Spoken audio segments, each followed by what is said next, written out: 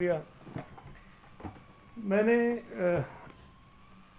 پچھلی دفعہ بھی انہوں نے پریس کانفرنس کی تھی اور جو اس وقت ملک میں ایک نان ایشو کو ایشو بنا دیا گیا ہے اور جو عوامی ایشوز ہیں جو ملک کے جینون مسائل ہیں اس سے لوگوں کی توجہ ہٹانے کی کوشش کی گئی اور بلکہ شاید کسی حد تک وہ کامیاب بھی ہوئے ہیں۔ اس وقت پوری دنیا میں پاکستان انٹرنیشنل ایئر لائن کو بین کر دیا گیا، تقریباً یورپ نے بند کر دیا، کل امریکہ نے کر دیا، اس سے پہلے مختلف اور ممالک نے اور خطوں نے اس کو بند کر دیا۔ اتنا بڑا نقصان شاید پاکستان کی تاریخ میں پی آئی او کو نہیں پہنچا ہوگا جتنا اس حکومت کے نااہل اور نالائق وزراء کے چند بیانات کی وجہ سے پہنچا ہے۔ یہ بڑا ایشو ہے، اس کو دیکھا جانا چاہیے کہ کیا یہ دانستہ تھا یا غیر دانستہ تھا۔ اگر آج بھی ان کے وزیر اسی بات پر اڑے ہوئے ہیں کہ ہم صحیح کر رہے ہیں تو پھر مجھے شک نہیں بلکہ یقین ہوتا ہے کہ شاید اس کے پیچھے کوئی اور مقاصد کار فرما ہے۔ وہ چاہتے ہیں کہ پی آئی او کو بھی اسٹیل مل کی طرح زمین بوس کریں اور اس کے بعد پھر اپنے کسی جو ان کے اے ٹی ایمز ہیں ان میں سے کسی کے ساتھ کوئی سودے بازی کر کے اور مسئلہ حل کر دیں۔ تو یہ توجہ اس سے ہٹا دی گئی۔ کل جو ہے عدالتوں میں دو چیزیں ہوئیں، ایک جو پیٹرول کا بحران یہاں پیدا کیا گیا، پوری دنیا میں پیٹرول ملتا رہا، خریدنے والا کوئی نہیں تھا، یہ پاکستان دنیا کا واحد ملک تھا جہاں لوگوں کو پیٹرول نہیں مل رہا تھا۔ اس پر لاہور ہائی کورٹ نے ایک کمیشن قائم کرنے کا فیصلہ کیا ہے اور کہا ہے کہ کمیشن بنایا جائے اور تحقیقات کی جائے کہ یہ جو پیٹرول مافیا ہے انہوں نے پاکستان کے غریب لوگوں کی جیبوں پر کتنے اربوں روپے کا ڈاکہ ڈالا ہے، جو 27% سے لے کے 66% تک اس حکومت نے بغیر کسی جواز کے بغیر کسی وجہ کے قیمتیں بڑھا دی تھیں۔ اس سے توجہ ہٹا دی گئی لوگوں کی۔ چینی کے اسکینڈل پر بھی جو ڈاکہ مارا گیا تھا، چینی کے ذریعے لوگوں کی جیبوں پر 300 ارب سے زائد پاکستانی عوام کی جیبوں سے پیسے نکال دیے گئے، اس سے لوگوں کی نظریں ہٹانا چاہتے ہیں۔ اور کل ایک اپیل فائل کی شوگر مل ایسوسی ایشن نے اسلام آباد ہائی کورٹ میں، پہلے جو ایک فیصلہ آیا تھا اس کے خلاف۔ چلیں اس میں باقی تو جو لوگ ہیں سو ہیں، لیکن جہانگیر ترین صاحب بھی اس اپیل میں ہیں، خسرو بختیار صاحب کی فیملی بھی اس اپیل میں ہے، اور ایک کوئی علی رضا دریشک صاحب پی ٹی آئی کے لیڈر ہیں وہ بھی اس اپیل میں ہیں۔ ایک طرف وزیر اعظم کہتے ہیں کہ ہماری حکومت جو ہے وہ مافیاز کے خلاف ہے اور ہم نے کمیشن بنایا اور ہم نے یہ کچھ کر دیا، بڑا اس کا کریڈٹ لیتے ہیں۔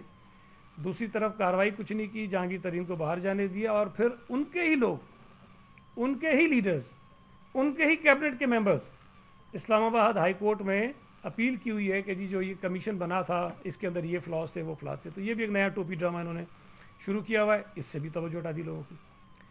ڈالر کی قیمت اتنی بڑھ گئی، اس سے توجہ ہٹا دی لوگوں کی۔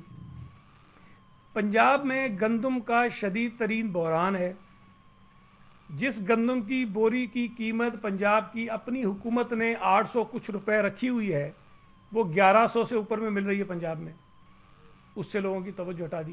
اور پنجاب میں گندم کی بحران کی وجہ سے امکان ہے کہ ہمارے یہاں بھی ڈی اسٹیبلائز ہو سکتی ہے صورتحال۔ اللہ کا شکر ہے ابھی تک چیزیں ٹھیک ہے، ہمارے پاس کوئی پرابلم نہیں ہے، لیکن جو نالائکی انہوں نے کی ہے، یہ اس کا امپیکٹ جو ہے وہ صوبہ سندھ کے اوپر بھی آ سکتا ہے، اس سے توجہ ہٹا دی لوگوں کی۔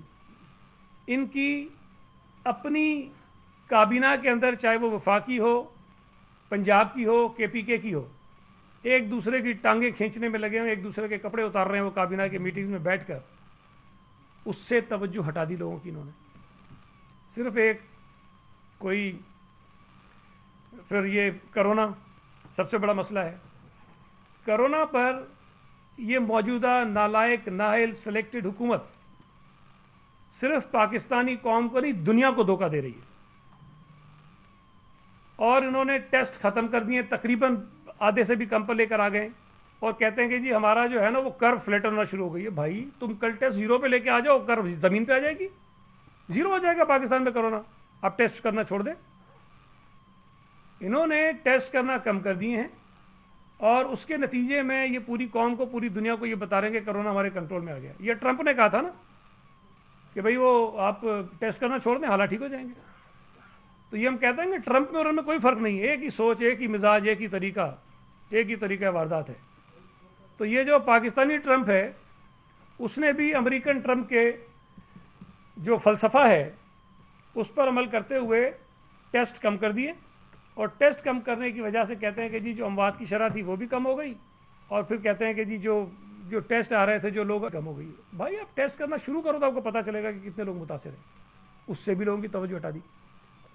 تو انہوں نے جان بوجھ کر ایسی چیز کو عوام کے سامنے لے کر آ جائے جو 5-6 سال پہلے یہ سارے بینڈ بج چکے ہیں، اس سے زیادہ ہو چکا ہے۔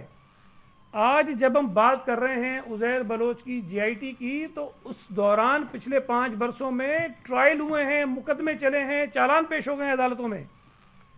اگر جی آئی ٹی کی رپورٹ ہوتی، اگر 164 کا اسٹیٹمنٹ جس کا وہ حوالہ دیتے ہیں وہ ہوتا، تو بھائی آپ جا کے ان عدالتوں میں جہاں مقدمات چل رہے ہیں، علی زیدی صاحب جا کے بن جائیں گواہ وہاں پر،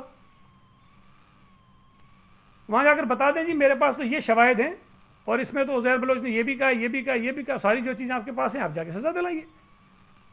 یہ جو موٹر سائیکل سوار، ایک نامعلوم موٹر سائیکل سوار جو چٹھی ان کے گھر پہ، لفافہ ان کے گھر پہ چھوڑ کے گئے، حالت تو دیکھیں آپ یار، مجھے تو کوئی سوچ ہے، وفاقی وزیر بن گئے، عقل نہیں آئی ہے۔ اللہ تعالیٰ نے کسی مقام پہ پہنچا دیا، لیکن سوچ اور جو سطحی سوچ ہے وہ وہی پہ ہے۔ اور یہ صحیح یو سی ہار گئے تھے، یہ اسی لائق ہے، یہ کونسلر بننے کے لائق بھی نہیں ہے۔ ایم این اے بنا دیے گئے، اس قوم پہ مسلط کر دیے گئے، لیکن تماشا بنایا ہوا پوری قوم کا، پوری ملک کا۔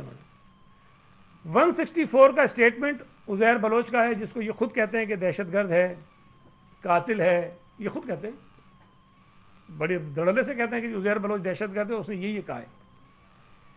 میں ایک 164 کا آج آپ کے سامنے اسٹیٹمنٹ لے کر آئے، وہ پڑھتا ہوں میں آپ کے سامنے، چھوٹا سا ہے، کسی دہشت گرد کا نہیں ہے۔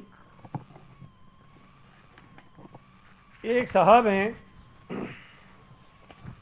اسرار اللہ خان گنڈا پور صاحب، اور یہ جو اسرار اللہ خان گنڈا پور صاحب تھے، یہ پی ٹی آئی کے ایم پی اے تھے۔ وہ خودکش دھماکے میں شہید ہو گئے، اور ان کے ساتھ 7 اور افراد بھی شہید ہوئے اور 13 افراد زخمی ہوئے۔ خودکش دھماکہ ہوا تھا، یہ بات ذہن میں رکھیں۔ اس مقدمے میں اسرار اللہ گنڈا پور صاحب کے بھائی نے 164 کا اسٹیٹمنٹ دیا ہے، اور یہ دہشت گرد نہیں ہے جس کا یہ اسٹیٹمنٹ ہے، جس کے لیے ہم کہیں کہ جی یہ تو بڑا وہ تھا، اس نے بیان دے دیا۔ یہ پی ٹی آئی کے ایم پی اے کا بھائی ہے، اور وہ اپنے 164 کے اسٹیٹمنٹ میں یہ کہتا ہے، میں تھوڑا سا کر لیتا ہوں تاکہ آپ کا وہ ٹائم بچے، زیادہ لمبا نہیں ہے۔ وہ کہتا ہے کہ یہ دھماکہ ہوا جس میں 7 افراد شہید ہوئے، 13 افراد زخمی ہوئے۔ اس دوران میں مسلسل ملزمان تک پہنچنے اور ان کی تلاشی میں لگا رہا، اور لوکل پولیس بھی اس تگ و دو میں لگی رہی۔ اب مجھے مختلف ذرائع اور طریقے سے پتہ چلا ہے، جس کی میں نے خود تسلی اور یقین دہانی کی ہے، کہ اس وقوع میں علی امین گنڈا پور، جو اس وقت فیڈرل منسٹر ہے پی ٹی آئی کی کابینہ میں، اس وقت یہ ایم پی اے تھے اور وزیر تھے، سابق وزیر مال ریونیو منسٹر تھے شاید، اس کا بھائی عمر امین تحصیل ناظم ولد میچر ریٹائرڈ امین اللہ گنڈا پور، اور مسمی زاہد الرحمان ولد عبد الرحمان ملوث ہیں، جنہوں نے بطور سیاسی دہشت گرد کردار ادا کرتے ہوئے وقوع بالا کی پلاننگ کی، اور مکمل طور پر فائنینسنگ کی، اور بطور سہولت کار اپنا کردار ادا کیا۔ وقوع بالا کا مقصد ملزمان بالا نے اپنی ناپاک سیاست کا راستہ صاف کرنا تھا۔ میں بطور برادر شہید اسرار اللہ خان گنڈا پور ملزمان بالا علی امین، عمر امین اور زاہد الرحمان پر دعویٰ کرتا ہوں۔ یہ 164 کا بیان کسی دہشت گرد کا نہیں ہے، قاتل کا نہیں ہے، چور کا نہیں ہے، بدنام زمان آدمی کا نہیں ہے، پی ٹی آئی کے اپنے ایم پی اے کے بھائی کا ہے، جو اس نے عدالت کے سامنے ریکارڈ کروایا ہے۔ یہ 2018 میں ریکارڈ ہوا ہے جون میں. کیا پی ٹی آئی کے یہ جو بظاہر پارسا نظر آنے والے لوگ ہیں جو دہشت گردی کے خلاف بڑی آواز اٹھا رہے ہیں, جو قاتلوں کے خلاف بڑی آواز اٹھا رہے ہیں, کیا ان کے اندر اتنی اپنی جرت ہے کہ وہ 164 کا بیان کوئی بنیاد بنا رہے ہیں؟ نا اب تو جی آئی ٹی والی کہانی مک گئی, اب 164 کے بیان پہ آ گئے ہیں. 164 کے بیان کو کیا یہ اس کو مانیں گے کہ یہ صحیح ہے کہ غلط ہے؟ اگر عزیر بلوچ کا بیان جو ابھی بھی مشکوک ہے, پتہ نہیں ہے کہ نہیں ہے, مشکوک ہے, پھر جن حالات میں لیا گیا ہوگا ہمیں نہیں پتا, اس کے بیان پر تو یقین ہے. جو میں نے کل کہا نا, پرسوں کہا تھا جب آخری پریس کانفرنس میں, جسٹس وجی کی باتوں پہ یقین نہیں ہے, اکبر اس بابر کی باتوں پہ یقین نہیں ہے, ریحام خان کی باتوں پر یقین, سارے جھوٹے ہیں. عائشہ گلالئی بھی جھوٹی ہے, اس کو بھی کہیں گے جھوٹا ہے, لیکن ذوالفقار مرزا بہت معتبر آدمی ہے بھائی, وہ جو کہتا ہے وہ سچ کہتا ہے. جو عزیر بلوچ نے کہا ہے وہ سارا صحیح کہا ہے. جی آئی ٹیز وہی 3 آئی نا, ایک عزیر بلوچ کی ہے, ایک نثار بورائی کی ہے, ایک بلدیہ ٹاؤن کی ہے. یہ بلدیہ ٹاؤن کی جی آئی ٹی کدھر غائب ہو گئی ہے بھائی؟ اس پر کیوں بات نہیں ہوتی ہے؟ آپ تو دہشت گردی کے خلاف ہو نا, پھر وہ پیپلز پارٹی نے کی ہو, ایم کیو ایم نے کی ہو, امین گنڈا پور نے کی ہو, کسی اور نے کی ہو, سب پہ بات کرنی چاہیے آپ کو. بلدیہ ٹاؤن کی جی آئی ٹی کو انہوں نے اس لیے کہ وہ اتحادی ہیں. میں نے پہلے بھی کہا کہ بھائی اصول پرستی پھر سب پہ نافذ ہونی چاہیے. آپ کی نفیذ اتحادیوں کا رہنما یہ کہتا ہے کہ میں نے محمد انور کہتا ہے کہ میں نے بھارتی سفارتکاروں سے پیسے لیے اپنی پارٹی کے لیے, اور وہ پیسے میری پارٹی نے استعمال کیے کراچی میں جو بھی حالات ہوتے رہے اس کے لیے, اس پر سوال نہیں ہے. پی ٹی آئی کا اپنا جو فورن فنڈنگ کا کیس چل رہا ہے, جس سے یہ بھاگ رہے ہیں پچھلے کئی سالوں سے, کوئی صفائی دینے کو تیار نہیں ہے, کوئی فیصلہ لینے کو تیار نہیں ہے. اس فورن فنڈنگ کیس کے اندر بھی اسرائیل سے پیسے ان کو ملے ہیں, بھارتیوں نے پیسے ان کو دیے ہیں. چلے پاکستانی جو ملک سے باہر ہیں سمجھ آتا ہے بھائی ان کا ملک ہے, ان کا انٹرسٹ ہے, انہوں نے دے دیے ہوں گے, وہ بھی غلط غیر قانونی طور پر لیے انہوں نے. لیکن چلیں یار, یہ بھارتی شہریوں کو کیا محبت ہو گئی پی ٹی آئی سے کہ وہ پیسے دے رہے ہیں, اس کو چندہ دے رہے ہیں. یہ اسرائیلیوں کو کہاں سے محبت ہو گئی ان سے کہ ان کو وہ پیسے دے رہے ہیں کہ جا کر بھائی پاکستان میں پارٹی بناؤ اور الیکشن لڑو جیتو؟ یہ جواب دینے چاہیے ان کو. میں نے پچھلی دفعہ بھی کہا تھا کہ $3 ملین شوکت خانم کے چندے کے علی زیدی نے اپنے اکاؤنٹ میں ڈلوا دیے تھے. پتہ نہیں کسی نے پوچھا نہیں پوچھا اس سے. میں تو کہتا ہوں جواب دے, انکار کرے اس کا کہ نہیں کیے, میں بتاتا ہوں. پھر اس نے ایک ٹی وی پروگرام میں کہا, جب اسے پوچھا گیا کہ بھائی عزیر بلوچ کی جی آئی ٹی میں عزیر بلوچ یہ کہتا ہے کہ بہت ساری سیاسی جماعتوں نے بشمول پی ٹی آئی کے مجھ سے رابطہ کیا کہ میں ان کی پارٹی میں شامل ہو جاؤں. علی زیدی صاحب نے کہا نہیں مجھے تو نہیں پتا, میں تو ابھی بس پڑھا, مجھے پتہ ہی نہیں ہے. اتنا سفید جھوٹ میں جو کہنے جا رہا ہوں اس کو جھٹ رہا ہے. اور میں تو کہتا ہوں دیکھو جرت ہے آپ کو, آپ سچے ہو, میں جھوٹا ہوں. میرے ساتھ ٹی وی پہ بیٹھو نا, ٹی وی پہ بیٹھتا نہیں میرے ساتھ, 4 گالیاں دیتا ہے, کہتا ہے ایسے لوگوں کے ساتھ میں نہیں بیٹھنا. بھائی ہمت ہے, تم سچے ہو, میں منشیات فروش ہوں, میں گینگسٹر ہوں, میں جھوٹ بولتا ہوں, مجھے خراب کرو ٹی وی پہ بٹھا کے. علی زیدی, عمران اسماعیل, صدر پاکستان عارف علوی, ان 3 لوگوں نے کمیٹی بنائی پی ٹی آئی کے لوکل مختلف جو کراچی کے ان کے عہدیدار ہیں, ان کے نام بھی میرے پاس ہیں. ان کی ایک کمیٹی بنائی اور اس کمیٹی کو یہ ٹاسک دیا کہ تم امن کمیٹی سے رابطہ کرو اور ان کو ہماری پارٹی میں شامل کرواؤ. گورنر عمران اسماعیل, صدر پاکستان عارف علوی اور علی زیدی صاحب وفاقی وزیر, ان تینوں نے کمیٹی بنائی. اور یہاں ایک بات میں مانتا ہوں, میں برملا کہتا ہوں, اگر میں ان کی مخالفت کر رہا ہوں تو ایک آدمی کی تعریف بھی کروں گا. اسد عمر نے اس وقت کہا کہ میں ان لوگوں سے نہیں ملوں گا, میں ان سے رابطہ نہیں کروں گا. وہ ان میں سے کسی میٹنگ میں نہیں ملا. اور آج ایک ان کا سٹنگ ایم این اے کراچی کا, اس کے گھر پہ یہ کھانے کھاتے رہے, اس کی دعوتیں ہوئی ہیں جس میں امن کمیٹی کے لوگ آتے رہے, اور یہ تینوں افراد بھی ہوتے مختلف میٹنگز میں یہ موجود تھے. علی زیدی, عمران اسماعیل, عارف علوی, اس کمیٹی کے تھرو سارا مینیج ہو رہا تھا. انہوں نے یہ کیا ہے. پھر ایک اور چیز یاد کرا تو آپ کو یاد ہوگا, کیوں ہم کراچی کے رپورٹر ہیں, آپ نے کہیں یہ کوریج ضرور کی ہوگی. جب انہوں نے اسلام آباد میں دھرنا دیا ہوا تھا اس کے بعد انہوں نے اعلان کیا کہ ہم پورے ملک میں ہر شہر میں دھرنا دیں گے. انہوں نے کراچی میں بھی دھرنے دیے اور کراچی میں سی ویو پر ایک دھرنا دیا گیا, کئی دنوں تک ہوتا رہا. آپ لوگ یقیناً وہاں گئے ہوں گے, آپ کے پاس اس کی ویڈیوز بھی ہوں گی. اس دھرنے میں امن کمیٹی کے رہنما آتے رہے, وہ دھرنا اٹینڈ کرتے رہے, ان کے اسٹیج پر بیٹھتے رہے. یہ کہتے نہیں مجھے تو پتہ ہی نہیں. حیران ہو کہ میں تو جس نے پڑھا ہے, ہمارے تو کوئی رابطہ نہیں کیا. حبیب جان ٹیلی فون خطاب کرتے رہے اس دھرنے سے. حبیب جان کا نام تو ہے نا بھائی جی آئی ٹی کے اندر, اس کے اندر موجود ہے. جو آپ لہرا رہے ہیں اس کے اندر بھی ہے, جو ہم نے جاری کیا اس کے اندر بھی ہے. وہ تقریریں کرتے رہے.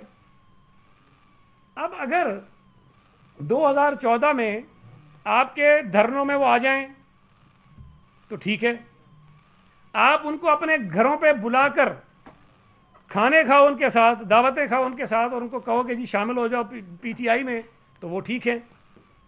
لیکن اگر پیپلز پارٹی کی قیادت کسی اپنے ایم پی اے کی دعوت میں چلے گئے اور وہاں عزیر بلوچ بھی تھا تو یہ جرم ہو گیا. میرے اندر تو اتنی جرت ہے نا, میرا تو نام جی آئی ٹی میں بھی نہیں ہے, میری تو تصویر اور ویڈیو بھی نہیں ہے جو دکھا رہے ہیں. میں کہتا ہوں کہ ہاں میں اس دعوت کے اندر بھی تھا. میں یہ کہتا ہوں ہاں میں عزیر کے گھر پہ اس سے ملا بھی ہوں, ہاں میں نے عزیر بلوچ کے ساتھ اس کے گھر پہ کھانا بھی کھایا. میرے اندر تو جرت ہے, میں تو مان رہا ہوں, کوئی ریکارڈ نہیں, کسی نے نام نہیں لیا میرا. تم جرت پیدا کرو نا, جو تم نے کیا ہے وہ مانو بیٹھ کے کہ ہاں یہ کام ہم نے کیا تھا. اور میں پھر کہہ رہا ہوں کہ عزیر بلوچ سے ہر سیاسی جماعت کا رابطہ تھا, ہر سیاسی جماعت کہہ رہا ہوں, کوئی ایکسیپشن نہیں ہے. کوئی ایک آدھی چھوٹی موٹی ہوگی, لیکن تمام بڑی جماعتوں کے رابطے تھے. اور جب پیپلز پارٹی کو وہ گالیاں دے رہا تھا, پیپلز پارٹی کے خلاف مظاہرے کر رہا تھا, تو یہ ساری جماعتیں اس کوشش میں تھیں کہ کسی طرح وہ ہماری جماعت میں شامل ہو جائے, جس میں پی ٹی آئی بھی شامل ہے, جو اس کو شامل کرنا چاہتی تھی. 2013 کے الیکشن ہوئے ہیں, اس کے کچھ مہینوں بعد ہی دوبارہ حالات خراب ہوئے ہیں, دوبارہ حالات خراب ہوئے ہیں. ہم نے تو ذوالفقار مرزا کے گند کو صاف کرنے کی کوشش کی ہے. آج ذوالفقار مرزا کو کہہ رہے ہیں وہ ہر ہے بھائی, اس نے تو بڑی بات کر دی. بھائی وہ ذوالفقار مرزا عزیر بلوچ کے خلاف نہیں بول رہا تھا, وہ ذوالفقار مرزا پیپلز پارٹی کے خلاف بول رہا تھا. اس سے سوال جواب کسی نے نہیں کیا آج تک. جنہوں نے اس کے گند کو صاف کرنے کی کوشش کی ان سے سوالات ہو رہے ہیں کہ آپ نے کیوں کیا. بھائی ہم تو پھر کہتے ہیں یار, کوئی 4-5 گھنٹے کی ٹرانسمیشن رکھے, کوئی چینل ہی علی زیدی کو بٹھائیں میرے سامنے آپ. یہ فہمیدہ مرزا جو کل آ کے ٹی وی پہ جھوٹ بول رہی تھی, ان کو بٹھائیں میرے سامنے آپ. محترمہ فرما رہی تھی جی وہ اس نے تو 2011 میں استعفیٰ دے دیا اور یہ ہو گیا. پھر کہتی ہے 2008 میں آصف علی زرداری نے فون کیا امریکہ سے رحمان ڈکیت کو کہ جی ہمارے کینڈیڈیٹ کو جتاؤ. او بھائی 2008 میں بی بی کی شہادت کے بعد ہر حلقے میں ہم نے سویپ کیا تھا, ہمیں کوئی ضرورت نہیں منت ترلے کرنے کی کسی کو. جنرل پرویز مشرف نے 40 دن کوئی 2 مہینے الیکشن آگے کر دیا تھا, اس لیے کہ پیپلز پارٹی پورے ملک میں سویپ کر رہی تھی. یہ ریکارڈ کی باتیں ہیں. یہ شکور شاہ جو آج ان کا ایم این اے ہے, یہ پیپلز پارٹی کے کینڈیڈیٹ کے سامنے 2008 میں کھڑا ہوا تھا. بہت ساری جگہوں پہ لوگ کھڑے ہوئے تھے. بی بی کی شہادت کے بعد وہ تمام پیپلز پارٹی کے ناراض کارکن ودرا کر گئے تھے, سوائے شکور شاہ کے. ایک شکور شاہ تھا جو بی بی کی شہادت کے بعد بھی پیپلز پارٹی کے کینڈیڈیٹ کے سامنے ودرا نہیں کیا تھا. اس نے 2008 میں آصف زرداری نے فون کیا جتواؤ. بابا 2008 میں تو جھاڑو پھیر دیا تھا ہم نے ہر جگہ حلقے کے اندر. وہ حلقے جہاں پیپلز پارٹی کبھی نہیں جیتی, ہم نے وہاں سے 70-80 ہزار ووٹ لے لیے تھے. وہ بھی پھر بعد میں الیکشن تبدیل کر کے جو ہے وہ کروا دیے گئے. وہ کہتے ہیں جی آئی ٹی میں لکھا ہے کہ عبداللہ بلوچ کو ٹکٹ بھی عزیر کے کہنے پہ. عبداللہ بلوچ 2008 میں الیکشن لڑا, عبداللہ بلوچ 2013 میں الیکشن لڑا, عبداللہ بلوچ بھٹو صاحب کے دور میں وزیر تھا. اور مزے کی بات یہ ہے کہ خود عزیر بلوچ نے ایک انٹرویو میں کہا کہ میرے کہنے پر انہوں نے ملیر میں حکیم بلوچ کو ٹکٹ نہیں دیا, دیکھو سیٹ ہار گئی پیپلز پارٹی. وہ مان رہا ہے کہ میرے کہنے پہ نہیں دیا, اگر اس کے کہنے پہ دینا ہوتا تو پھر اس کو بھی دے دیتے. یہ خود بہت ساری چیزیں اس کے اندر موجود ہیں. دوسری میں عرض کروں, کل یہ جو محترمہ فرما رہی تھیں, ایک انہوں نے یہ بات کہی, پھر اور بہت ساری باتیں کہیں جو میرا منہ کھلے گا. بھائی کھولو تم منہ, ہمارا بھی منہ کھلے گا نا, پھر اب بات کرو. 2011 میں تو یہ سارا گند ہو گیا, سب آپ نے دیکھا کیا کیا کچھ ذوالفقار مرزا نے نہیں بولا پیپلز پارٹی کی قیادت کے خلاف. بہت کچھ بولا نا, بہت کچھ بولا. لگ رہا تھا کہ بالکل پوائنٹ آف نو ریٹرن, کبھی واپسی نہیں ہوگی. مجھے یہ بات بتائیے کہ 2013 کے الیکشن میں محترمہ نے پھر پیپلز پارٹی کا ٹکٹ کیوں مانگا تھا؟ حسنین مرزا نے کیوں پیپلز پارٹی کا ٹکٹ مانگا تھا؟ ہم تو برے تھے، مرزا بھی بہت کچھ کہہ رہا تھا، سب کچھ کہہ رہا تھا. یہ محترمہ پہلے تو کہتی ہیں 2008 میں تو مجھے بی بی نے ٹکٹ دی تھی. صحیح بات ہے، بی بی نے ٹکٹ دیا. اسپیکر آپ کو بی بی نے نہیں بنایا تھا، اسپیکر آپ کو آصف علی زرداری صاحب نے بنایا تھا. مرزا صاحب بی بی شہید نے نہیں بنایا، وہ تو بیچاری تھی نہیں، زندگی دنیا میں نہیں تھی. آپ کو میاں کو ہوم منسٹر آصف علی زرداری صاحب نے بنایا تھا. آپ کے میاں جو ڈی فیکٹو چیف منسٹر بن کے پھرتے تھے، وہ ساری طاقت آصف علی زرداری صاحب کی جو قربت تھی اس کا انہوں نے ناجائز فائدہ اٹھایا تھا.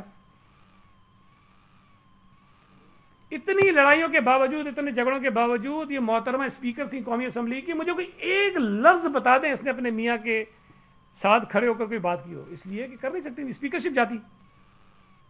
عہدوں کا اتنا چسکا لگ گیا تھا کہ اسپیکرشپ نہیں چھوڑنی تھی. جب تک 2013 میں پیپلز پارٹی کی اسمبلی ختم نہیں ہو گئی، 2011 میں تو مرزا صاحب بالکل تابڑ توڑ حملے کر رہے تھے نا.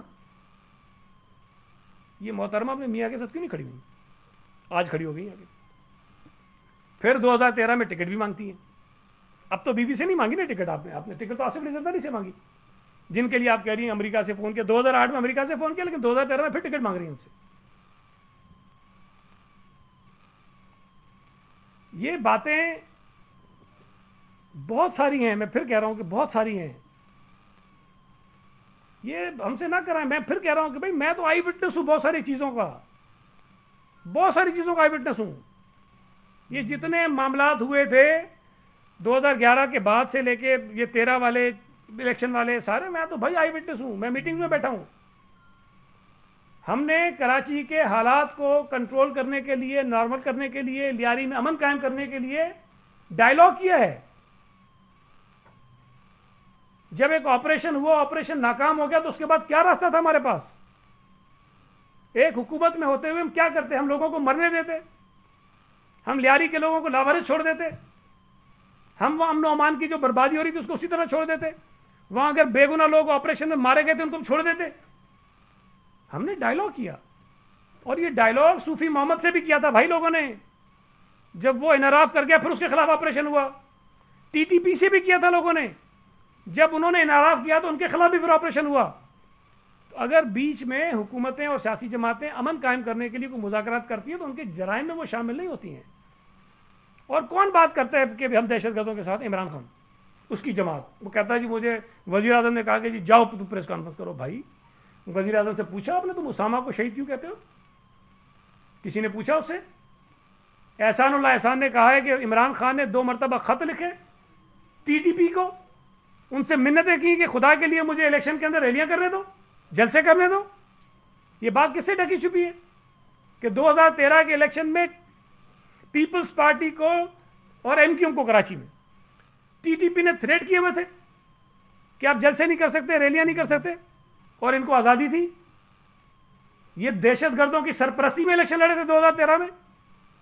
انہوں نے کہا تھا کہ دہشت گردوں کو دفتر کھولنے کی اجازت دو. ہم نے کہا تھا، انہوں نے کہا تھا. اور تحریک طالبان پاکستان سے جب مذاکرات ہونے لگے تو ان کو کہا کہ لوگوں کو نامینیٹ کرو، تو انہوں نے عمران خان کا نام اپنی مذاکراتی کمیٹی کی طرف سے دیا تھا. عمران خان کا نام ٹی ٹی پی نے دیا تھا کہ ہمارا یہ نمائندہ ہوگا جو حکومت سے مذاکرات کرے گا. اس کو جھٹلا سکتے ہیں آپ؟ پی ٹی آئی آ گئی ہے دہشت گردی کے خلاف بولنے والی. بھائی تم دہشت گردوں کی سرپرستی میں الیکشن لڑتے رہے ہو، تم دہشت گردوں کے پولیٹیکل ونگ ہو. تم یہاں بیٹھ کر ہمیں درس دیتے ہو، سکھاتے ہو کہ جی دہشت گردی ہے، دہشت گردی ہے. ہم وکٹم ہیں دہشت گردی کا. چاہے وہ ٹی ٹی پی کی دہشت گردی ہو، چاہے وہ کراچی میں کسی بھی جماعت کی دہشت گردی ہو، پیپلز پارٹی اس کی وکٹم ہے. پیپلز پارٹی کے کارکن مارے گئے. یہ کل محترمہ کہہ رہی تھی وہ حملہ ہو گیا 18 اکتوبر والا اور اس میں شہید ہو گئے. میرے گھر کے 2 لوگ شہید ہوئے ہیں. یہ مجھے آگے کہتی ہے کہ بھائی پتہ نہیں ایسے ہی ہو گئے، آپ ساری باتیں کرتے ہیں. میری فیملی کے 2 لوگ شہید ہوئے، میرے 2 کزن شہید ہوئے. ٹھیک ہے آپ پارٹی میں تھی تو پارٹی نے آپ کو نوازا ہے. اسلامی دنیا کی پہلی اسپیکر بن گئی، اتنا بڑا عہدہ کسی کو مل نہیں کر سکتی تھی. اگر بی بی حیات ہوتی نا پتہ نہیں کیا ہوتا، لیکن نہ یہ اسپیکر ہوتی نہ ذوالفقار مرزا جو ہے نا ہوم منسٹر ہوتا. یہ میں آپ کو بتا دوں گا. ٹھیک ہے MNA بن جاتی, کوئی اور عہدہ مل جاتا, نہیں ملتے ان کی چیزیں. آپ جو کچھ بھی بنے, آصف علی زرداری صاحب کی مرہون منت بنے, اس احسان کو مانیں آپ. اور میں نے اسمبلی میں بھی کہا تھا, میرے بھائی میں جس مقام پہ ہوں اپنی پارٹی کی وجہ سے ہوں, اللہ کی وجہ سے ہوں, لیکن میں نے کبھی نہیں کہا کہ یہ میرے تن پہ کپڑے آصف علی زرداری کے ہیں, میرے بچے جو کھاتے ہیں آصف زرداری صاحب کا کھاتے ہیں, میں نے نہیں کہا کبھی, آپ لوگوں نے کہا ہے. آپ جب بدین میں الیکشن لڑنے گئے تھے تو ان کا بدین کے اندر گھر بھی نہیں تھا. یہ ریکارڈ پہ چیک کریں نا, بتائیں کہ جب یہ الیکشن لڑنے گئے تھے تو کیا بدین میں ان کا گھر تھا؟ 1 انچ زمین تھی ان کے پاس. آج بدین ان کی ریاست بنی ہوئی ہے. کہاں سے لے کر آئے آپ؟ مطلب ٹھیک ہے, مخالفت ہوتی ہے, سیاسی ناراضگیاں ہوتی ہیں, لیکن انسان کو ایک دائرے میں رہنا چاہیے. جن لوگوں کی مرہون منت, آپ کو عزت ملی, آپ کو مقام ملا, آپ نے بہت کچھ بنایا, آپ کی شناخت بنی, آپ عالم اسلام کی پہلی خاتون اسپیکر بن گئیں, کچھ انسان کو احساس ہونا چاہیے کہ ہم کن کی بدولت ہیں. آپ ناراض ہیں, آپ GDA میں چلی گئیں, کیسے الیکشن جیتی وہ بھی سب کو پتہ ہے. بدین سے تو ان کا صفائی ہو گیا. یہ کوئی 1000-1200 پتہ نہیں 800-900 ووٹوں سے کیسے جیت گئی, سب کو پتہ ہے کیسے جیتی ہیں یہ. تو یہ جو کہتی ہیں کہ میرا منہ نہ کھلوائیں, بھائی کھولیں آپ. میں تو ٹریلر دکھا رہا ہوں آج آپ کو, میں نے کچھ باتیں بہت کم کی ہیں. پیپلز پارٹی کی قیادت کو نشانہ بنانے کے لیے ہر حد پار کرنی ہے. آصف علی زرداری کو تنقید ٹھیک ہے, سیاسی تنقید کرے نا, پتہ نہیں کہاں تک پہنچے, کیا کیا کچھ نہیں کہہ دیا. آصف علی زرداری صاحب کی ان کی ہمت کو سلام پیش کرنا چاہیے کہ اتنا کچھ ہونے کے باوجود بھی کبھی آپ نے ذوالفقار مرزا کے متعلق, فہمیدہ مرزا کے متعلق ایک لفظ ان کے منہ سے سنا ہے؟ کریکٹر تو دیکھیں نا آپ آدمی کا, فرق دیکھیں زمین اور آسمان کا. ایک وہ ہے جو آرکیٹیکٹ ہے جس نے بنایا ان کو, اور وہ کہتے ہیں نا وہ جن بتوں کو تراشا وہی اب سب کچھ کرنے لگے. تو میں یہ سمجھتا ہوں کہ آصف علی زرداری صاحب نے, ادیب فریال ٹالپور صاحبہ نے, پیپلز پارٹی کی اس وقت کی حکومت نے, قیادت نے جو کچھ اقدامات کیے تھے کراچی میں امن و امان قائم کرنے کے لیے کیے تھے. ذوالفقار مرزا جب بالکل آپے سے باہر ہو گیا, جب اس کی سمجھ میں کوئی چیز نہیں آ رہی تھی, جب اس نے بہت زیادہ حالات خراب کر دیے تو ان سے وزارت لی گئی, لیکن اس کے بعد بھی جب سلسلہ نہیں رکا تو بالکل ان سے علیحدگی کر دی گئی. اور جب وہ علیحدہ ہوئے, جتنی انہوں نے پریس کانفرنسز کی, اس کے دائیں اور بائیں کون بیٹھا ہوا تھا, اس کے حق میں کون جلوس نکال رہا تھا, جلسے کر رہا تھا, ریلیاں کر رہا تھا, یہ سب آپ کے سامنے ہے. ہم سے سوال کریں, ہم پر اگر کوئی مقدمہ بنتا ہے, کوئی جرم ثابت ہوتا ہے, ہمیں سزا دیں, بالکل وہ سزا بھگتنے کو تیار ہیں. لیکن اگر آپ امن کمیٹی اور پیپلز پارٹی کو جوڑ کر پیپلز پارٹی کو سزا دینا چاہتے ہیں تو ذوالفقار مرزا اس میں سے مائنس نہیں ہو سکتا. پہلے اس کو کوئی سزا ملے گی تو پھر ہمارا نمبر آئے گا. یہ نہیں ہو سکتا کہ بیچ میں سے جو مین کردار ہے اس کو آپ نکال دیں اور باقی جو بیچارے نیچے ہیں ان کو آپ رگڑ دیں. تو میری گزارش صرف اتنی ہے, میڈیا سے بھی میں گزارش کرتا ہوں کہ پاکستان کے لوگوں کے جو جینون ایشوز ہیں, جو عوامی مسئلے ہیں, جو اس ملک کی معیشت کی بربادی ہو گئی ہے, اس کی طرف آئیں. یہ انہوں نے چیزوں کو ڈائیورٹ کیا ہے اور یہ صرف اس لیے کرنا چاہتے ہیں کہ ان کی اپنی نالائکیاں, نااہلیاں جو ہیں وہ لوگوں کی نظروں سے بچی رہیں اور رک جائیں. بہت بہت شکریہ. کوئی سوال ہو تو ایک ایک کر کے ایک سیکنڈ جی.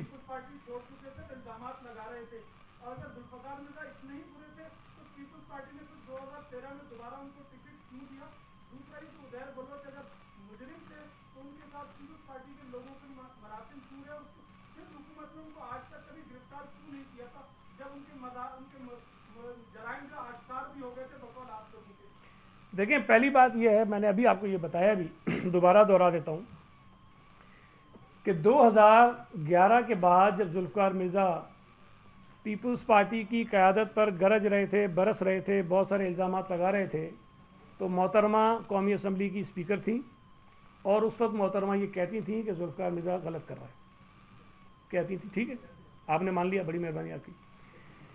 جب وہ یہ کہتی تھیں تو اس کا مطلب یہ ہے کہ پیپلز پارٹی کا موقف درست تھا. اور 2013 کے الیکشن تک بھی محترمہ فہمیدہ مرزا صاحبہ نے کبھی اپنے ہسبینڈ کے جو اسٹانس تھا اس کو سپورٹ نہیں کیا. تو ٹکٹ انہوں نے مانگا, ان کے بیٹے نے مانگا, ان کو پارٹی نے ٹکٹ دے دیا اور وہ پیپلز پارٹی کے اور آصف علی زرداری صاحب کے نام پر الیکشن کو جیتے وہاں سے بدین سے. اب جیتنے کے بعد اگر پھر نیت خراب ہو جائے تو اس کا ہم کیا کر سکتے ہیں. دوسری بات آپ نے کہی عزیر بلوچ کی, دیکھیں یہ بات میں پہلے بھی کہہ چکا ہوں, دوبارہ دوہرا رہا ہوں. 2011 تک جب تک ذوالفقار مرزا صاحب تھے تب تک تو ظاہر ہوم منسٹر تھے, ساری چیزیں ان کی تھیں, تو وہ چیزیں نہیں ہوئی, میں بالکل آپ سے اتفاق کرتا ہوں. لیکن اس کے بعد پیپلز پارٹی نے ہی لیاری آپریشن بھی کیا جو ناکام ہوا, جس میں بہت سارے بے گناہ لوگ بیچارے مارے گئے, شہید ہوئے اس کے اندر, اور اس آپریشن کو ہمیں روکنا پڑا. اب اس آپریشن کو روکنے کے بعد ظاہر ہے کہ آپ لیاری کے لوگوں کو لاوارث نہیں چھوڑ سکتے تھے. میں بتا رہا ہوں ہم کو کہ ہم نے ایک راستہ نکالا کہ لیاری کے لوگ بیچارے وہاں اپنی زندگی پرامن طور پر گزار سکیں. ہم نے بات چیت کی اور بات چیت کے ذریعے وہاں ہم نے چیزیں ٹھیک کی, اور اس کے بعد جب دوبارہ چیزیں خراب ہونا شروع ہوئی تو دوبارہ پیپلز پارٹی نے ایکشن دوبارہ لیا ہے. ہم نے 13 کے الیکشن کے بعد دوبارہ ایکشن لیا ہم نے. تو حکومت تو ہماری چلتی آ رہی ہے نا. تو جو کچھ ہوا وہ پیپلز پارٹی نے ہی کیا. پہلے جو مقدمات بنے, ہیڈ منی رکھی گئی, بعد میں جو آپریشن ہوا سب ہم نے کیا. تو یہ کہنا ہے کہ نہیں کیا یہ بات غلط ہے. ہم نے کیا, لیکن آپ کو بہت ساری چیزیں ٹیکفلی کرنی پڑتی ہیں, وہ ہم نے کی ہیں. ایک ذرا ایک ادھر سے کر کے جی دو صاحب.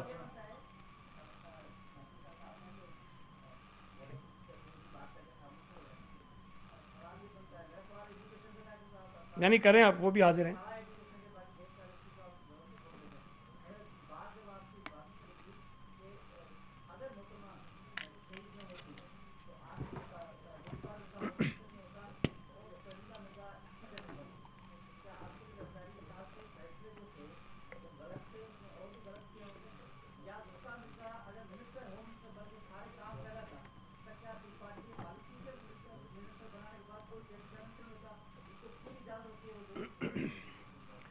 دیکھیں پہلی بات تو یہ ہے کہ یہ بات پتہ نہیں میری لیڈرشپ کو شاید اچھی لگے نہ لگے, لیکن ذوالفقار مرزا کو وزیر داخلہ بنانا شاید فیصلہ درست نہیں تھا, اور اس کا خمیازہ پارٹی نے بھی بھگتا ہے, اور آصف علی زرداری صاحب نے بھی بھگتا ہے, اور ہماری محترمہ فریاد ٹاکر صاحب بھی بھگت رہے ہیں, ہم بھی بھگت رہے ہیں.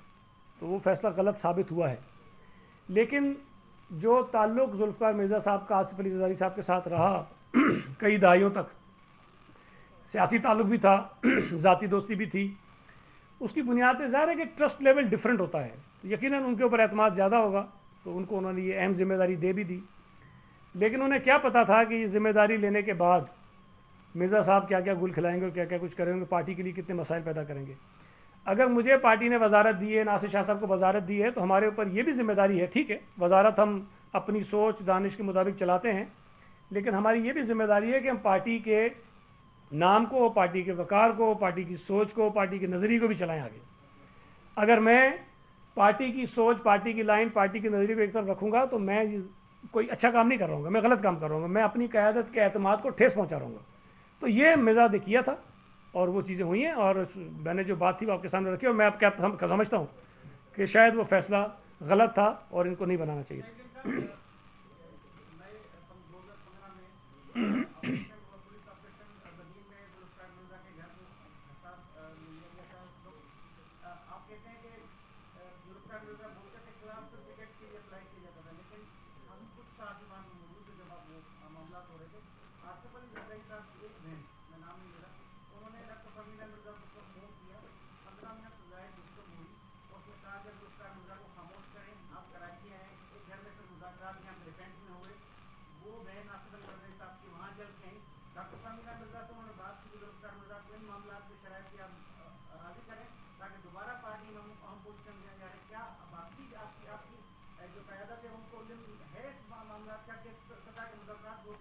دیکھیے پہلی بات تو یہ کہ میرے علم میں نہیں ہے یہ بات.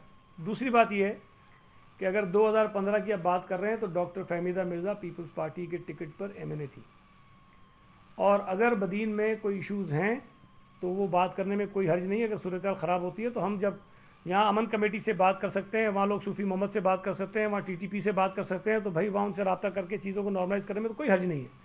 تو یہ میرے علم میں نہیں ہے کہ ایسی کوئی بات ہوئی تھی, لیکن یہ ذہن میں رکھیں کہ اس وقت وہ پیپلز پارٹی کی सिटिंग MNA थी।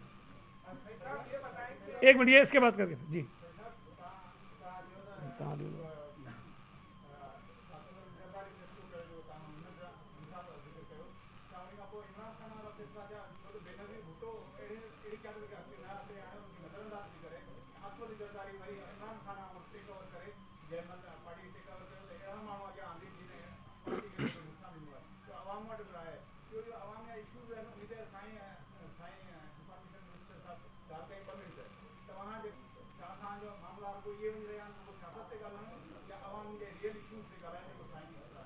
आपकी बड़ी मेहरबानी, यही तो मैं कह रहा हूँ कि भाई अवामी इशू से तवज्जो हटाने के लिए ये नामालूम मोटरसाइकिल सवारों का दिया हुआ लिफाफा जो है वो पिछले कोई 15 दिन से पाकिस्तानी कौम के गले पड़ा हुआ है।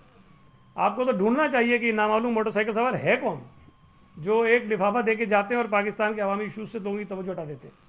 जो दूसरी बात आपने कही, देखिए मैं अर्ज़ करूँ आपसे, आसिफ अली जरदारी साहब जब पीपल्स पार्टी के ये एक तो ये इनके अक्सर लोग खड़े होकर जो बातें करते हैं ना ये कि जी वो पर्ची पे बन गया, ये बन गया, ये बन गया, ये भी चीज़ें इनको पता ही नहीं है। पीपल्स पार्टी के इशूज़ पर अगर PTI के चवल वज़ीर बोलेंगे जिनको पता ही कुछ नहीं है तो फिर उल्टी सीधी बातें करेंगे। फैक्ट क्या है मैं आपको बताता हूँ। मोहतरमा बेनज़ीर भुट्टो साहिबा को ये पता था कि उनकी जान जा सकती है। हालांकि 30 साल उन्होंने सियासत की लेकिन कभी उन्होंने अपनी वसीयत नहीं लिखी। 30 साल उन्होंने पॉलिटिक्स की, कभी वसीयत नहीं लिखी। लेकिन जब इस मरतबा वो पाकिस्तान वापस आ रही थी तो अपनी एक वसीयत लिखी और वो एनवेलप में बंद कर दी और किसी को दे दी। जब वो शहीद हो गई तो वो लिफाफा जब खोला गया और CC की मीटिंग में खोला गया जो मोहतरमा के शहादत के शायद 1-2 दिन बाद लाड़काना में हुई थी, उस लिफाफे में लिखा हुआ ये था कि मेरे बाद पार्टी की सेंट्रल एग्जीक्यूटिव कमेटी जो है वो ये फैसला करेगी कि पार्टी की क़यादत जो है किसको करनी है। लेकिन जब तक पाकिस्तान पीपल्स पार्टी की सेंट्रल एग्जीक्यूटिव कमेटी फैसला करेगी तब तक जो है आसिफ अली जरदारी साहब पार्टी को देखेंगे। और उसकी वजह उन्होंने लिखी। उन्होंने ये कहा कि आसिफ अली जरदारी मेरे साथ जब से उन्होंने शादी की है वो एक बहुत दिलेर और बहादुर आदमी की सूरत में है और वो किसी दबाव का शिकार नहीं हुए हैं और मुझे यकीन है कि ये बड़ी बहादुरी से पार्टी को आगे चलाएंगे। जब सेंट्रल एग्जीक्यूटिव कमेटी में बीबी का ये खत पढ़ा गया, और ये ज़हन में रखें कि आसिफ अली जरदारी को मुस्तकिल नहीं कहा था बीबी ने ये कहा था कि जब तक पार्टी डिसाइड कर ले कि किसको बनाना है तब तक आसिफ अली जरदारी साहब जो हैं वो पार्टी को चलाएंगे। वो 2-4 दिन भी हो सकते थे, वो महीना भी हो सकता था। सेंट्रल एग्जीक्यूटिव कमेटी ने ये कहा, फैसला किया कि आसिफ अली जरदारी साहब जो हैं वो पार्टी के सरबराह बन जाएं। उसी सेंट्रल एग्जीक्यूटिव कमेटी की मीटिंग में आसिफ अली जरदारी साहब ने ये कहा कि नहीं, मैं नहीं समझता कि मुझे इस पार्टी को लीड करना चाहिए। इस पार्टी की सरबराही बिलावल भुट्टो जरदारी को करनी चाहिए।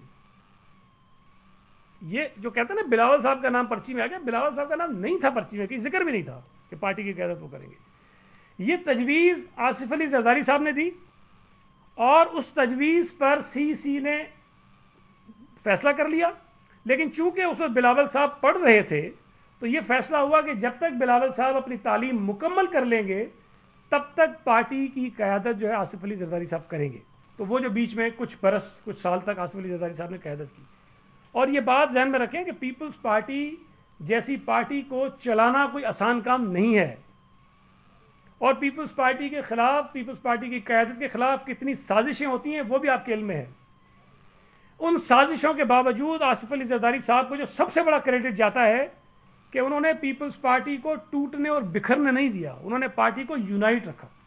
और ये इतना बड़ा काम है, इतना बड़ा कारनामा है कि जब बिलावल भुट्टो जरदारी साहब ने आके पार्टी की क़यादत संभाली तो उन्हें बिखरी हुई पार्टी नहीं मिली, उन्हें एक यूनाइट पीपल्स पार्टी मिली जिसमें पीपल्स पार्टी के कारकुन जो हैं वो इकट्ठे थे। आप जो कहते हैं अवामी राय है, अवामी राय ये होती तो पीपल्स पार्टी पूरे मुल्क में जो हमारे साथ हो रहा है वो आपके इल्म में है, सुनने भी होने की कोशिश की गई। लेकिन पीपल्स पार्टी के पास अपनी तारीख़ में सबसे ज़्यादा सीटें आज सिंध असम्बली के अंदर हैं। तो आसिफ अली जरदारी साहब ने बेहतर अंदाज से काम किया, बेहतर अंदाज से पार्टी चलाई, تو آج پارٹی اس پوزیشن میں کھڑی ہے اور انشاءاللہ تعالیٰ آگے بھی ان کی مشاورت سے، ان کی رائے سے، ان کی رہنمائی میں بلاول بھٹو زرداری صاحب پارٹی کو اسی طرح پورے ملک میں لے کر آئیں گے جس طرح ذوالفقار علی بھٹو نے کیا تھا. ایک منٹ ارباب جی. ارباب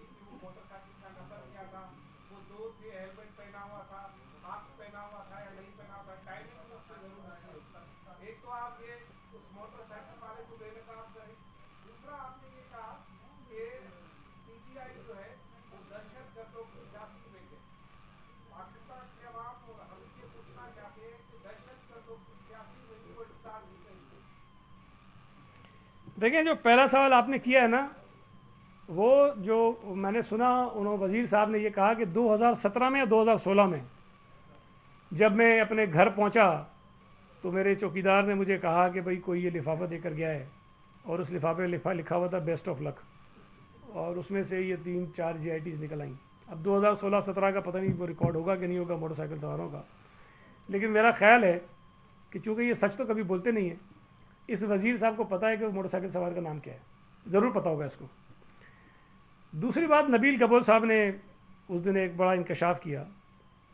انہوں نے کہا کہ ایک لفافہ اسی دن میرے گھر پہ بھی آیا اور اس پہ لکھا ہوا تھا لو یو، اور اس لفافے میں علی زیدی کے نام ایک لو لیٹر تھا.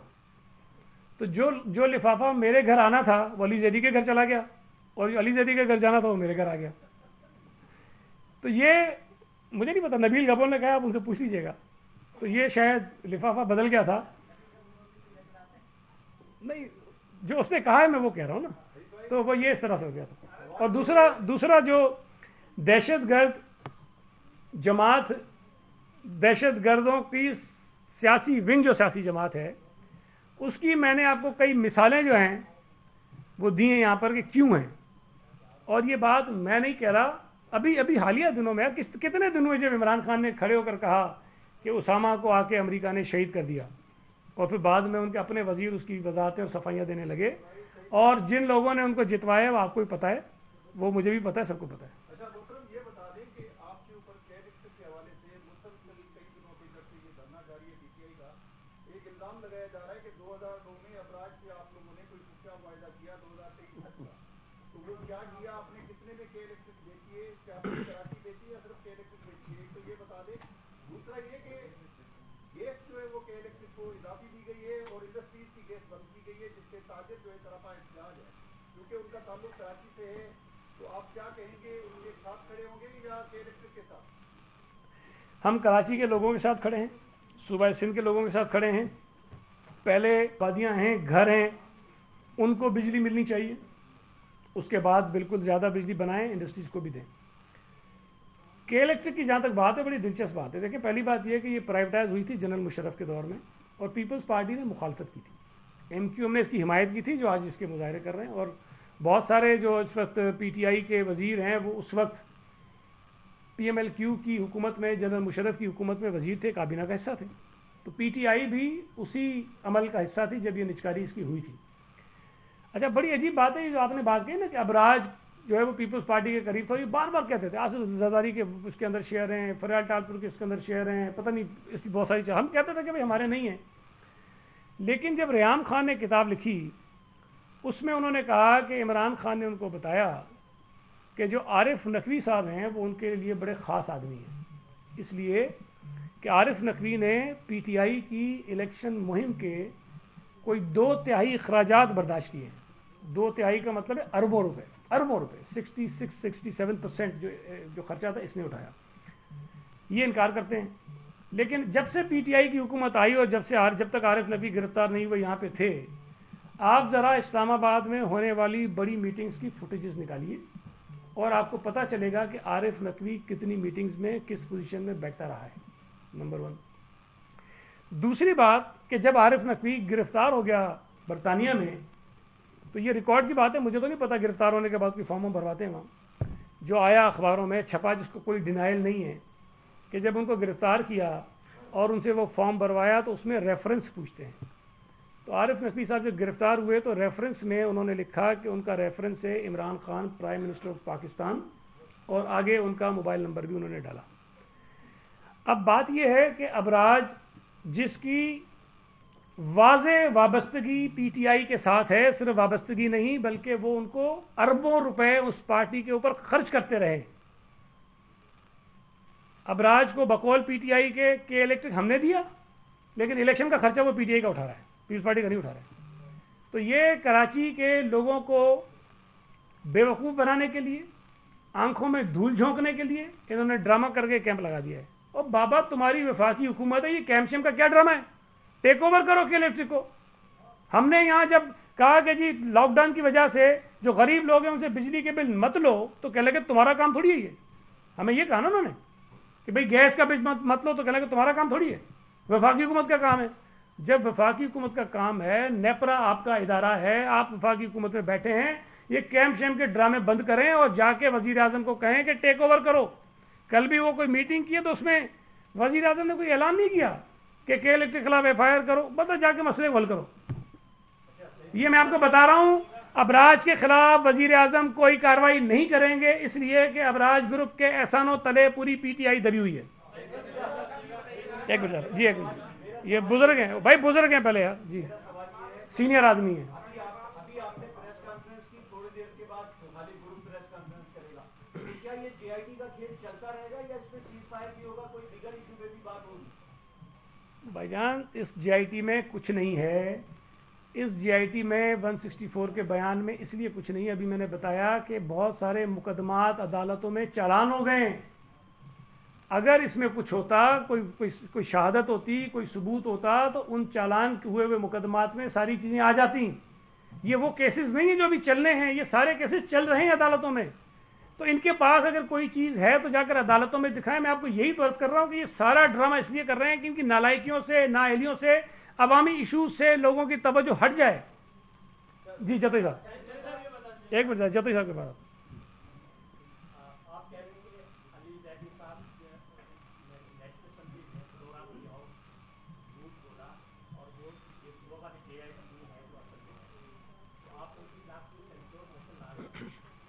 دیکھیں، اس میں ایک تو جو بات اسمبلی میں کہی جاتی ہے اس کو کسی حد تک کچھ تحفظ ہوتا ہے، لیکن میرا خیال ہے کہ جن ارکان اسمبلی کا اس نے نام لیا ہے وہ اس کے خلاف پرویج موشن ضرور موو کر سکتے ہیں۔ اور اس سے بھی بڑی بات شاید زیادہ جو بات ہے، ٹھیک ہے وہ ایک کارروائی وہ کریں گے، لیکن پوری قوم کو تو یہ پتہ چل گیا کہ جو کاغذ وہ دکھا رہا تھا وہ جھوٹا ہے، وہ غلط ہے۔ جو اصل جے آئی ٹی ہے اس کے اندر وہ چیزیں نہیں ہیں جس کا فلور آف دا ہاؤس کھڑے کو اس نے بات کی تھی۔ جتوئی صاحب، میرے پاس بھی، شاہ صاحب کے پاس بھی، یقیناً آپ کے پاس بھی کئی نامعلوم خطوط آتے ہیں، کئی ڈاکومنٹس آتے ہیں، بہت ساری چیزیں مختلف لوگوں کے متعلق ہوتی ہیں۔ ہم ذمہ دار عہدوں پہ بیٹھے ہوئے لوگ ہیں، اگر ہم اس قسم کے نامعلوم لفافے کھول کے جو کچھ لکھا ہے اسمبلی کے فلور پہ پڑھنا شروع کر دیں تو پتہ نہیں کیا تہلکے بچ جائیں گے۔ لیکن ہماری ذمہ داری یہ ہے کہ اگر کوئی چیز ہمیں اور آپ کو ملے تو پہلے ہم اس کی تحقیق کریں، پہلے یہ بات یقینی بنائیں کہ جو کچھ کہا گیا ہے واقعی اس میں کچھ ثبوت ہے، کوئی اس کے اندر وزن ہے، تو اس کے بعد جا کر ہم بات کریں گے۔ تو یہ پی ٹی آئی کے لوگ بشمول وزیر اعظم انتہائی غیر ذمہ دار ہیں، یہ جس لائق نہیں تھے ان عہدوں پر بٹھا دیے گئے بدقسمتی سے، اور جو اپنی نالائکی اس کا اظہار تو کھل کے کر رہے ہیں، اس کی سزا پوری قوم بھی بھگت رہی ہے۔ سنجے کے بعد ایک منٹ، سنجے کے بعد ہاں سنجے۔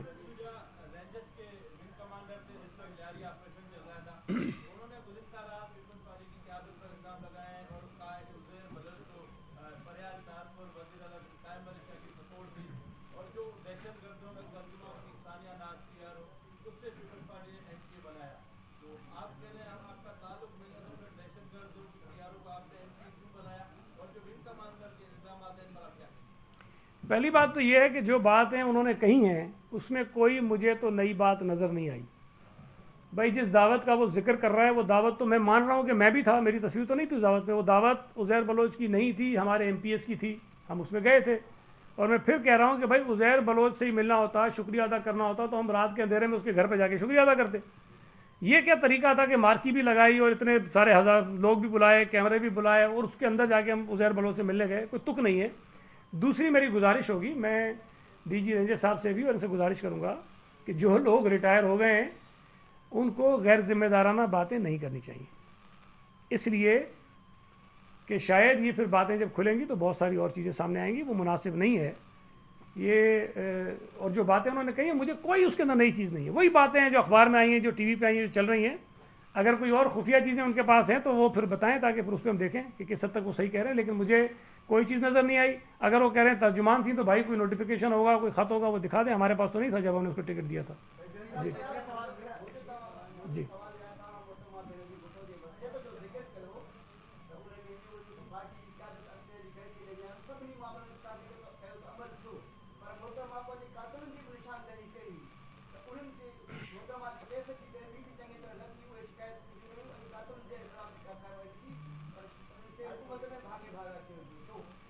देखें, ये बात भी हम कई दफ़ा इसकी वजाहत कर चुके हैं। मोहतरमा बेनज़ीर भुट्टो साहिबा की शहादत की तहकीकात यूनाइटेड नेशन से भी करवाई गई और भी बहुत सारी एजेंसीज ने की, और वो केस अदालत में भी है। और जब अदालत ने उसमें रिहा किया कुछ लोगों को तो पीपल्स पार्टी अपील में भी गई हुई है, और जनरल परवेज़ मुशर्रफ का नाम जब उसमें नहीं था तो पीपल्स पार्टी की हुकूमत में ही उनके नाम को उसमें शामिल करवाया गया। तो ये कहना कि हमने नहीं किया गलत है, लेकिन अदालतों में चीज़ें हैं तो ये फैसले तो अदालतों को ही करने हैं।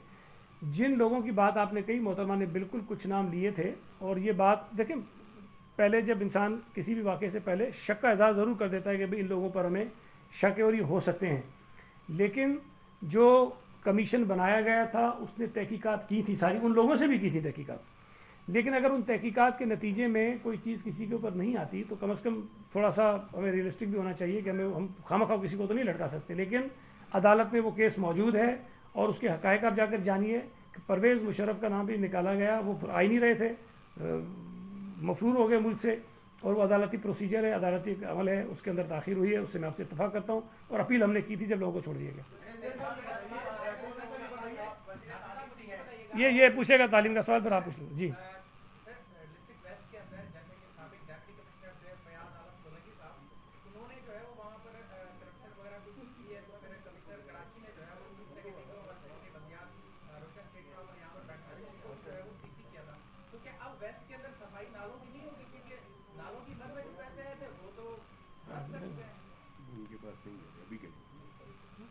कमिश्नर ने अभी भेजे नहीं, वो उस वक्त जब थे तब पैसे नहीं गए थे, बाद में हुआ है। जी यार एक मिनट, वो यहाँ से काफ़ी देर, ये कौन कह रहा था यहाँ से? हफीज़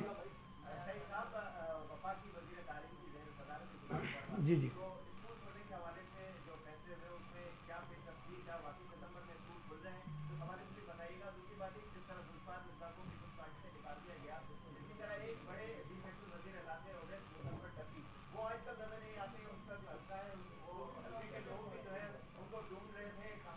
तो MP नहीं हो, नहीं देखें, अभी तो वो MP नहीं है तो हल्के के लोग कहाँ ढूंढ रहे हैं।